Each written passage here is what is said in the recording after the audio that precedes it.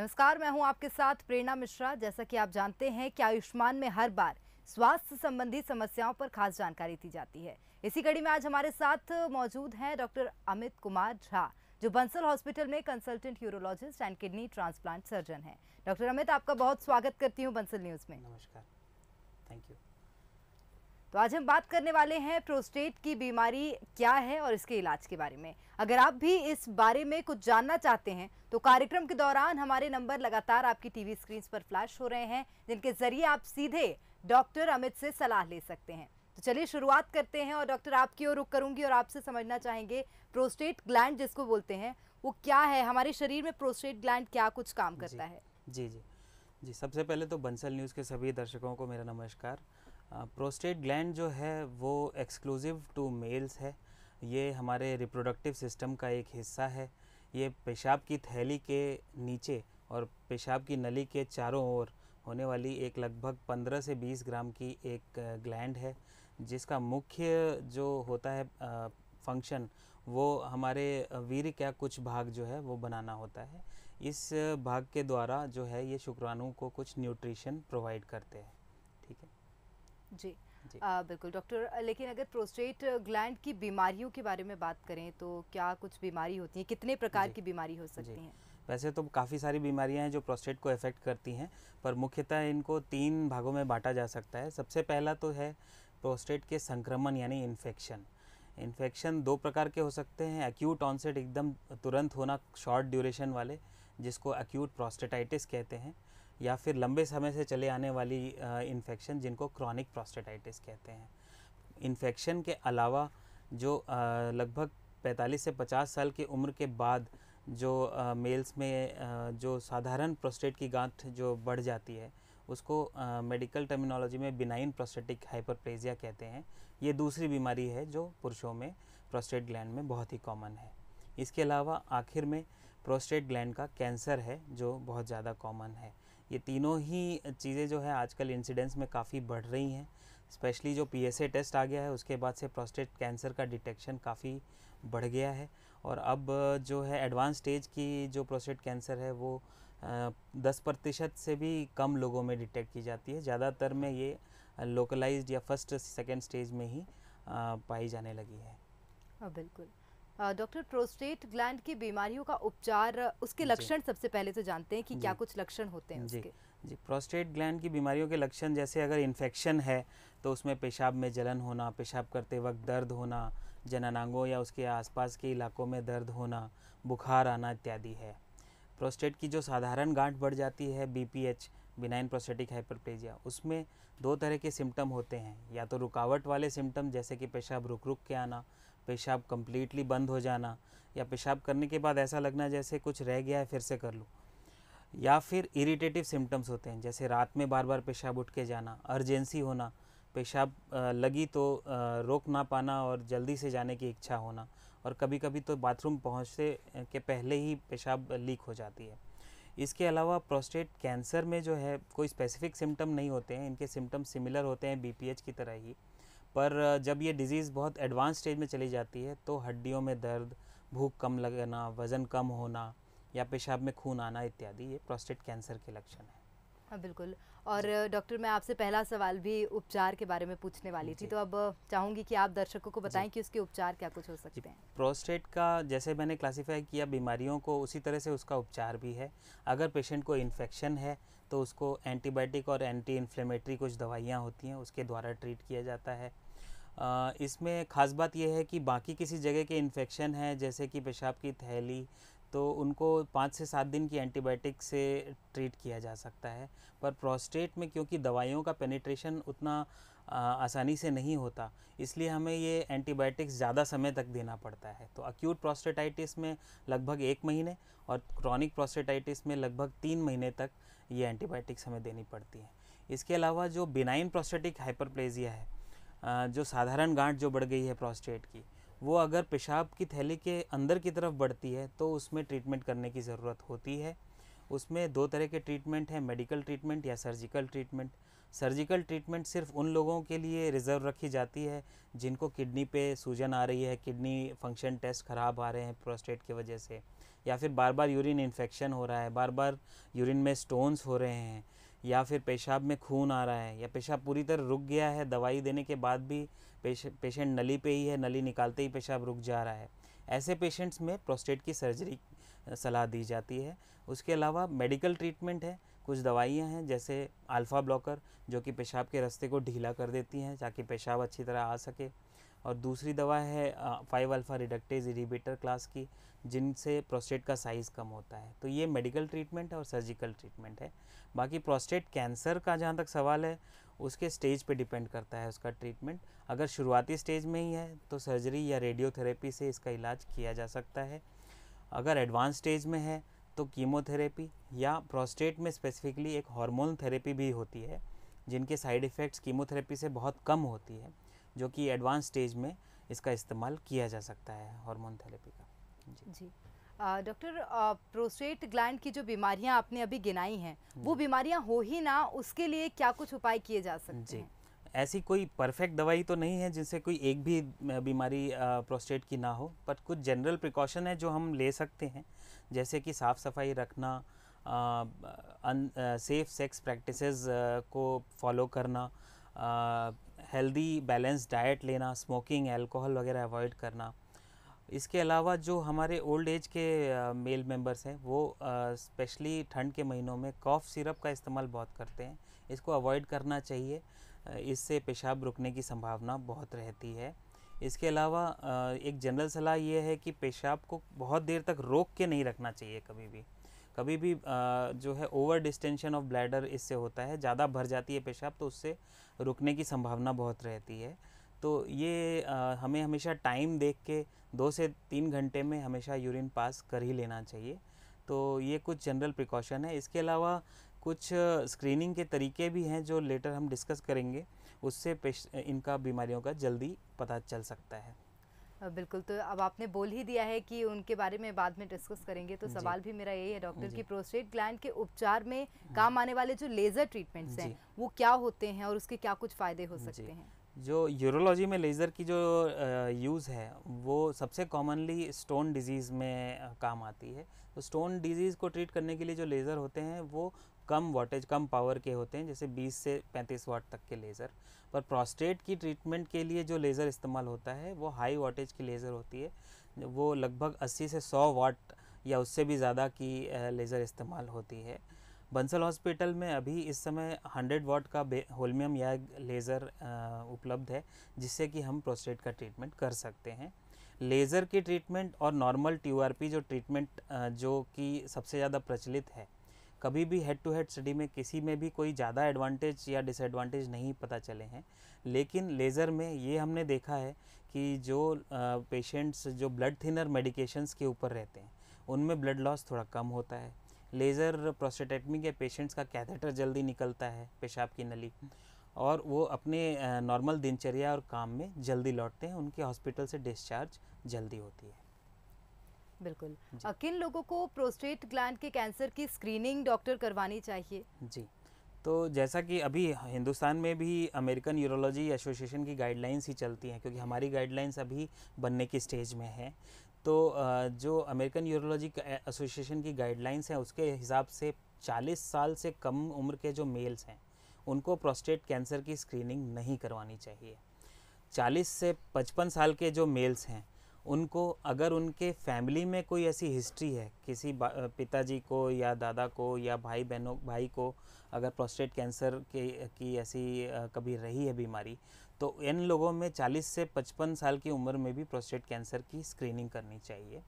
55 से 70 साल की उम्र में प्रोस्टेट कैंसर की स्क्रीनिंग का सबसे ज़्यादा फ़ायदा देखा गया है, इसलिए जनरल रिकमेंडेशन यही है कि 55 साल के बाद 70 साल की उम्र तक एनुअल या 2 साल पे प्रोस्टेट कैंसर की स्क्रीनिंग लोगों को, मेल मेंबर्स को करनी चाहिए। स्क्रीनिंग के 2-3-4 तरीके हैं। सबसे पहला तो सीरम PSA टेस्ट है, जो कि प्रोस्टेट की किसी भी बीमारी में बढ़ सकता है, वो कैंसर स्पेसिफिक नहीं होता है, ठीक है। तो उसके अलावा जो है डॉक्टर द्वारा जो प्रोस्टेट ग्लैंड का परीक्षण होता है वो होता है एक स्क्रीनिंग का तरीका। तीसरे नंबर पे हम जब ये PSA और रेक्टल एग्जामिनेशन जो डॉक्टर द्वारा परीक्षण है, इसमें कोई अगर एबनॉर्मेलिटी आती है तो उसको हम बायोप्सी से कंफर्म करते हैं। तो बायोप्सी एक तीसरा तरीका है प्रोस्टेट कैंसर के डिटेक्शन का। और उसके अलावा हम एमआरआई एक तरीका है जिससे कि प्रोस्टेट कैंसर की स्क्रीनिंग कर सकते हैं। ठीक है डॉक्टर, इस बीच हमारे साथ दिल्ली से एक दर्शक हैं, वो जुड़ चुके हैं, उनकी कुछ समस्या है। आप अपने सवाल डॉक्टर से पूछ सकते हैं। जी शर्मा जी, आप अपने सवाल पूछ सकते हैं। जी नमस्कार शर्मा जी, बताइए। हेलो जी बताइए। सर, मैं चरणजीत शर्मा दिल्ली से बोल रहा हूँ। जी बोलिए। ये मेरा प्रोस्टेट का ऑपरेशन ऑलरेडी हो चुका है जी।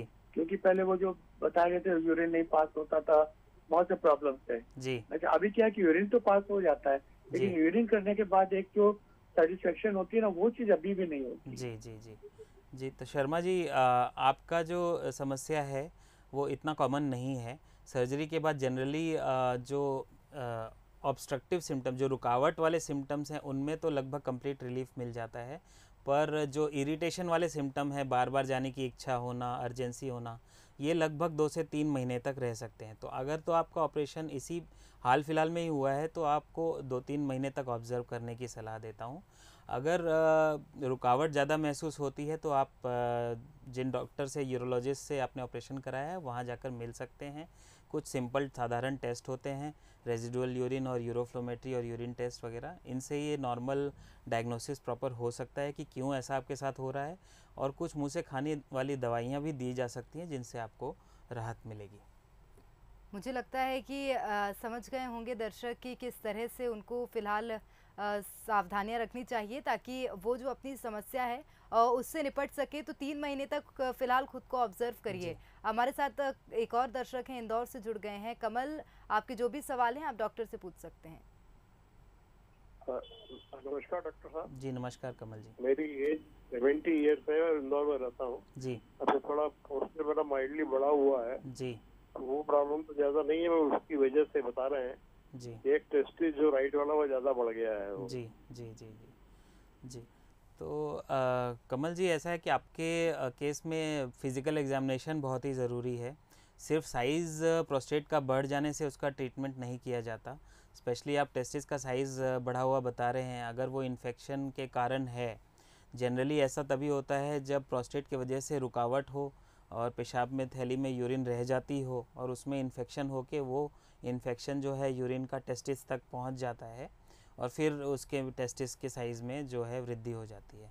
पर इसके ट्रीटमेंट में कुछ साधारण एंटीबायोटिक हैं जो दी जा सकती हैं, वो आप अपने नियरेस्ट यूरोलॉजिस्ट से मिल के लिखवा सकते हैं और लगभग हफ्ते 10 दिन में के ट्रीटमेंट से ये टेस्टिस वापस अपने नॉर्मल साइज़ तक आ जाती है। सिर्फ साइज़ बढ़ जाने से हल्का प्रोस्टेट का ट्रीटमेंट स्टार्ट कर देना है, ऐसा नहीं है। अगर उसके कुछ कॉम्प्लिकेशन होते हैं, कुछ सिग्निफिकेंट सिम्टम्स हैं या पेशाब की थैली में यूरिन बहुत रह जा रहा है यूरिन पास करने के बाद, या पेशाब का फ़्लो बहुत कम है यूरोफ्लोमेट्री में, तभी हमें प्रोस्टेट का ट्रीटमेंट स्टार्ट करना चाहिए। ठीक है, एक और डॉक्टर कॉलर जुड़ गए हमारे साथ। तिवारी जी हैं विदिशा से। तिवारी जी, आपके जो भी सवाल हैं डॉक्टर से पूछ सकते हैं आप। ये डॉक्टर साहब, मैंने 12 जुलाई को अल्ट्रासोनोग्राफी कराई है विदिशा में जी। तो ये हमारा इसमें लिखा है early grade 1 BHP with in bracket prostate weight equal 31.2 ग्राम से लिखा है। जी। आपको कोई सिम्टम है? नहीं, हमको थोड़ा सा डिस्चार्ज देर से होती है, थोड़ा खड़े रहना पड़ता है।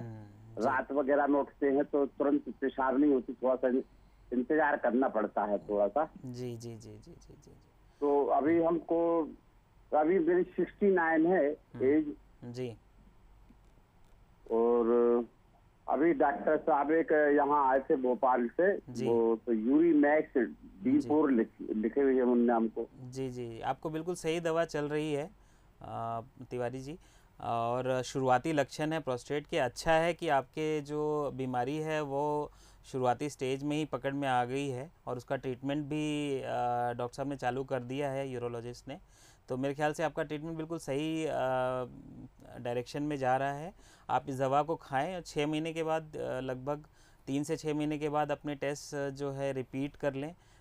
मुझे लगता है डेफिनेटली काफ़ी सुधार आप पाएंगे और इसमें फिर धीरे धीरे दवाइयाँ कुछ कम फिर बंद भी करी जा सकती हैं बाद में चल के। तो तिवारी जी एकदम सही ट्रीटमेंट आपको आपके डॉक्टर दे रहे हैं, तो उसको आगे भी आप जारी रखें। 3 से 6 महीने तक खुद को ऑब्जर्व करें। अगर कोई समस्या आती है उसके बाद डॉक्टर से ज़रूर सलाह लें। चलिए डॉक्टर की ओर रुख करते हैं। एक और सवाल था डॉक्टर मेरा, क्योंकि देखा जाए तो ऑपरेशन जब होता है, जिस तरह से अभी एक दर्शक ने भी पूछा कि उनको कुछ समस्याएं आ रही हैं, तो ऑपरेशन के बाद क्या कुछ कॉम्प्लिकेशंस आ सकते हैं पेशेंट जी, ऐसी कोई भी सर्जरी नहीं है मेडिकल में जिनको कॉम्प्लिकेशन या कुप्रभाव नहीं होते जिनके, पर ये ऑपरेशन इसीलिए हमने डिवाइस किए हैं स्पेसिफिक इंडिकेशन। कई बार थोड़ा सा प्रोस्टेट बढ़ा होता है 30-35 ग्राम्स, सिम्टम्स भी कुछ खास नहीं होते हैं और सर्जरी की सलाह दे दी जाती है, तो इसको अवॉइड करना चाहिए। जैसा कि मैंने पहले भी बताया था, सर्जरी सिर्फ तभी करानी है जब बार बार यूरिन में इन्फेक्शन हो रहे हों प्रोस्टेट के वजह से, किडनीज़ में सूजन या किडनी फंक्शन पे प्रभाव पड़ रहा हो, मेडिकल ट्रीटमेंट देने के बाद भी फ़ायदा ना हो रहा हो, या पेशाब पूरी तरह से रुक गया हो, बिना दवाई देने के बावजूद पेशाब का कैथेटर निकालने के बाद वापस से पेशाब रुक जाता हो। ऐसा अगर होता है तभी आप सर्जरी के लिए जाएं, वरना सर्जरी के लिए ना जाएं। दूसरी बात है कि सर्जरी के जो कॉम्प्लिकेशंस हम देखते हैं ये 100 में सिर्फ 1 या 2 लोगों में होते हैं। बाकी 95 to 98% लोग अच्छी तरह से इसका कोर्स रहता है। जिनको होते भी हैं वो बहुत ही मैनेजेबल कॉम्प्लिकेशन होते हैं, मतलब कि इनको आसानी से कुछ साधारण दवाइयों से ट्रीटमेंट किया जा सकता है। इसलिए सर्जरी से घबराना भी नहीं है और अनायास सर्जरी करानी भी नहीं है।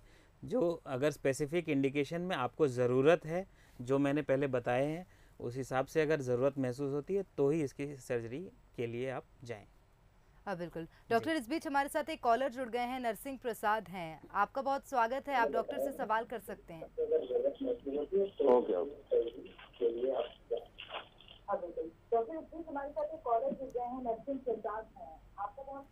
नरसिंह जी, एक सबसे पहले मैं आपको ये कहना चाहूंगी कि टीवी आपके घर पे जो चल रही है उसका वॉल्यूम कम कर लीजिए, या तो फिलहाल के लिए बंद ही कर लीजिए ताकि संवाद ठीक ढंग से हो सके।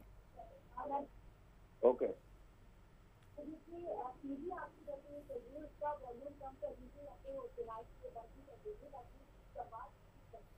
चलिए नरसिंह जी, आप सवाल कर सकते हैं। साहब नमस्ते। नमस्ते, बताइए अपना सवाल पूछिए जी। मैं 50 ईयर्स ओल्ड हूँ जी। मेरा प्रोस्टेट ग्लैंड का वेट 38 ग्राम्स है जी। तो मैं सर इसमें कुछ प्रॉब्लम है? ऐसे कुछ प्रॉब्लम नहीं होता है। पीएसए टेस्ट कराए हैं, पीएसए टेस्ट में डॉक्टर बोला है नॉर्मल है। अगर तो अभी तो दवाई नहीं किए हैं। आपको कोई सिम्टम्स हैं, पेशाब रुक रुक के आना या पेशाब बार बार जाना? नहीं, पेशाब जब पेशाब जाते हैं सर तब आपका थोड़ा वेट करने के बाद ही पेशाब आता है जी। तो ऐसे कुछ रुकावट नहीं है। मैंने जाने के बाद साथ ही साथ पेशाब नहीं होता है, तो थोड़ा सा रुकना पड़ता है, उसके बाद पेशाब शुरू होता है जी। तो आपका जो अल्ट्रासाउंड है उसमें कुछ रेजिडुअल यूरिन एनालिसिस हुई थी, लिखा गया था उसमें? रेसिड्यूल यूरिन नो सर, हम तो रिपोर्ट देख के बता रहा हूँ जी जी। तो मैं यही कह रहा था आपको, अल्ट्रासाउंड किए थे सर, अल्ट्रासाउंड में ऐसे कुछ लिखा हुआ नहीं था जी। तो यही है, ये बहुत ही कॉमनली होता है। हमारे लिए जो इम्पोर्टेंट चीज़ें हैं वो एक है पेशाब के फ़्लो का टेस्ट, यूरोफ्लोमेट्री, और दूसरा यूरिन कर लेने के बाद कितना यूरिन अंदर रह जा रहा है। अगर आपको सिग्निफिकेंट सिम्टम्स कोई नहीं है तो फिर ये दोनों पैरामीटर्स हम देखते हैं। अगर ये भी नॉर्मल है तो प्रोस्टेट का साइज़ सिर्फ बड़े होने से ट्रीटमेंट नहीं किया जाता है।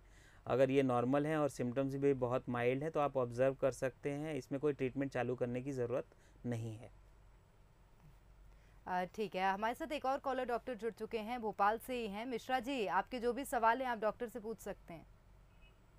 जी सर। जी हेलो जी, नमस्कार मिश्रा जी, बोलिए। सर नमस्कार जी सर, मैं भोपाल से ही हूँ, एससी मिश्रा हूँ जी, बोलिए। सेवानिवृत्त हूँ राज्य प्रशासनिक सेवा से। अच्छा जी। तो मुझे प्रोस्टेट प्रॉब्लम है जी। तो आप कोई दवा लेते हैं इसके लिए? काफी समय से है सर जी। और करीब 1 साल पहले सोनोग्राफी कराई थी तो उसमें 80 ग्राम आया है जी। और किडनी में दोनों साइड में सिस्ट आए हैं छोटे छोटे जी।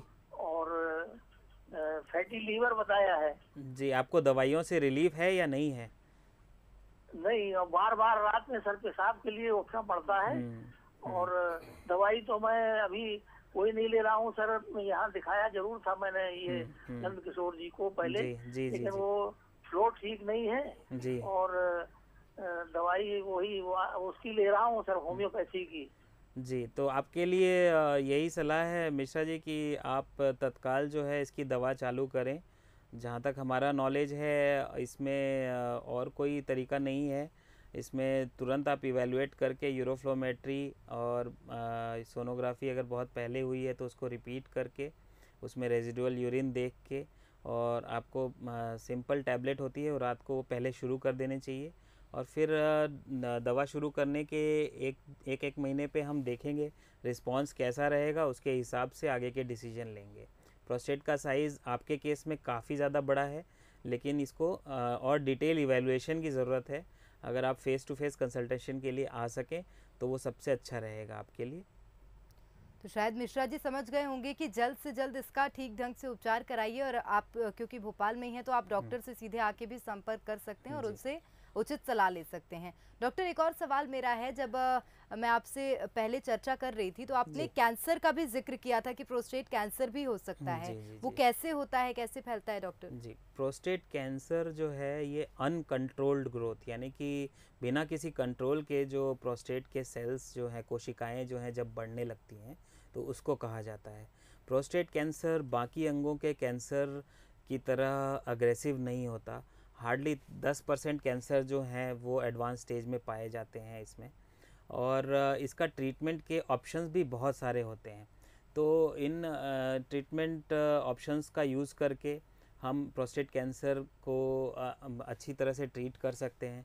कई कैंसर दूसरे होते हैं जो बहुत ही ऑलमोस्ट एक भय का वो वातावरण क्रिएट करते हैं फैमिली में, लेकिन प्रोस्टेट कैंसर ऐसा होता है कि बहुत सारे लोगों को तो पता भी नहीं चलता उनको प्रोस्टेट कैंसर होता है, वो किसी दूसरे कारणों से उनकी ये होती है।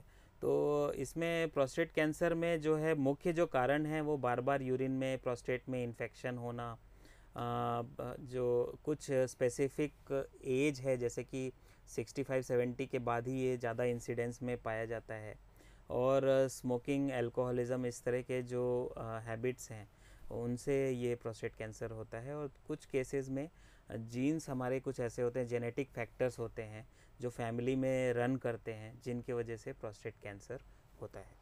बिल्कुल डॉक्टर, लेकिन आपने जिस तरह से बताया कि वो और कैंसर जैसे एकदम से नहीं बढ़ता है, अग्रेसिव नहीं होता है, तो क्या वो ऐसा तो नहीं कह सकते क्योंकि कैंसर है तो जानलेवा ना हो, तो कितना हानिकारक वो हो सकता है? कई बार प्रोस्टेट कैंसर में हम अगर कैंसर है भी और पेशेंट की एज एडवांस्ड है, उसकी लाइफ एक्सपेक्टेंसी 10 साल से ज़्यादा नहीं है, तो हम डायग्नोज होने के बाद भी कोई ट्रीटमेंट नहीं करते। तो इतना कम अग्रेसिव कैंसर भी होता है, पर उसके लिए अपने यूरोलॉजिस्ट से मिलके उसकी प्रॉपर डायग्नोसिस होनी चाहिए, बायोप्सी होनी चाहिए। अगर उसमें ग्रेड बहुत कम है और स्टेज इनिशियल स्टेज में है तो बिना किसी ट्रीटमेंट के ऑब्ज़र्व भी किया जा सकता है। उसके अलावा स्टेज 1 के जो ट्रीटमेंट्स हैं, सर्जरी जो है आजकल लैप्रोस्कोपिक पद्धति से हो जाती है, बहुत कम हॉस्पिटल में स्टे होता है। इसके अलावा सर्जरी अगर नहीं भी करनी है तो रेडियोथेरेपी किरणों से भी प्रोस्टेट कैंसर का इलाज किया जा सकता है। ठीक है डॉक्टर, अगर बात की जाए उसके उपचार की, ऐसा क्या करें कि प्रोस्टेट कैंसर जैसी समस्या हो ही ना? जी, तो प्रोस्टेट कैंसर समस्या ना हो उसके लिए बड़े ट्रायल्स हुए हैं, जिसमें कि एंटीऑक्सीडेंट्स विदेशी कंट्रियों में भी और इंडिया में भी काफ़ी स्टडीज़ हुई हैं। काफ़ी एंटीऑक्सीडेंट्स, विटामिन ए, सेलेनियम, इस तरह के कुछ माइक्रोन्यूट्रिएंट्स के ऊपर काफ़ी स्टडीज़ हुई हैं, लेकिन इनमें से किसी भी माइक्रोन्यूट्रिएंट का ऐसा रोल नहीं सामने आया कि इसको ले लेने से प्रोस्टेट कैंसर नहीं होगा। जो जनरल हैबिट्स हैं किसी भी बीमारी को दूर रखने के लिए, जैसे कि healthy balance diet, smoking, alcohol को अवॉइड करना, बार बार पेशाब में इन्फेक्शन ना होने देना या उसके लिए प्रिवेंशन मेजर्स लेना, वही प्रोस्टेट कैंसर के प्रिवेंशन के लिए भी हैं। बस एक दवाई है ऐसी 5-अल्फा रिडक्टेज इनहिबिटर, फिनास्टेराइड या डूटास्टेराइड, जो कि स्टडीज़ में पाया गया है कि प्रोस्टेट कैंसर के इंसिडेंस को कम करती है। बिल्कुल।